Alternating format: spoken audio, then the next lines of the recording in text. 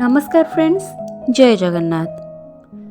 तेरे कदली विषय किए कि न जानी समस्ते कहे ताले ये वीडियो रे आमे कौन शिखा कदली विषय किए कौन जे न जानी आम भिडियोटा देखा किंतु आज्ञा हुए तो आप सब जिन कदली विषय जानी नथिबे।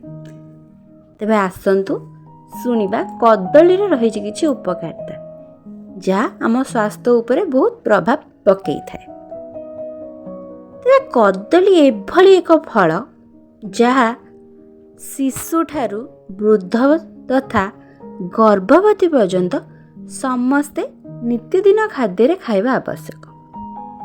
कारण कदली रे रही 64% पानी, 1.3% प्रोटीन और 24.7% कार्बोहाइड्रेट सहित सुगर आउ फाइबर जहाँ आमर देहरे रोग प्रतिरोधक शक्ति बढ़ाइबा सहित आमको डॉक्टर ठारू दूर रे रखे।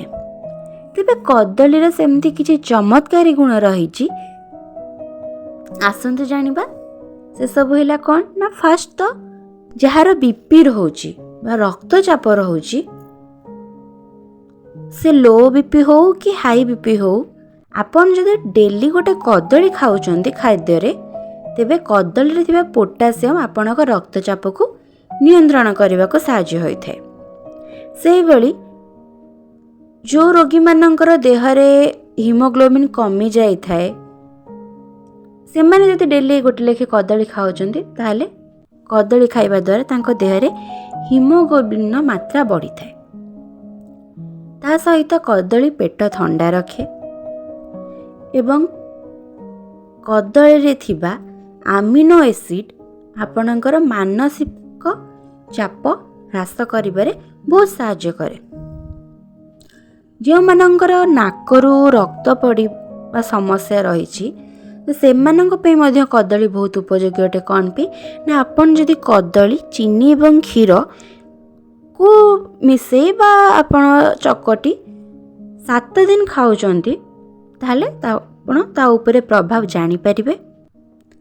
जो माने रहउचंती हमरा हार्ट पेशेंट बा हृदरोगी से माने जदि सबुदिन 2टी कदली महू सहित खाउचंती तेबे तांकु मध्य बहुत प्रभाव परिलक्षित हब।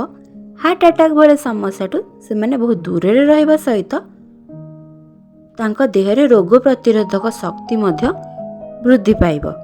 तेबे आशा करछि आपण मानंकु कदली रही उपकारिता गुण गुड़िक भल लगी। तेबे एई भली वीडियो देखिबा पे आपण आम चैनल को सब्सक्राइब करने सहित साइड रे थिबा बेल आइकन को हिट करंतु एवं वीडियोटी भल लगी निश्चिंत भाव में लाइक कमेंट करी जणेबा सहित आपणक सांग प्रिय परिजन को वीडियोटी शेयर मध्य करिवे। रहुछि पुणी देखा आरथरको।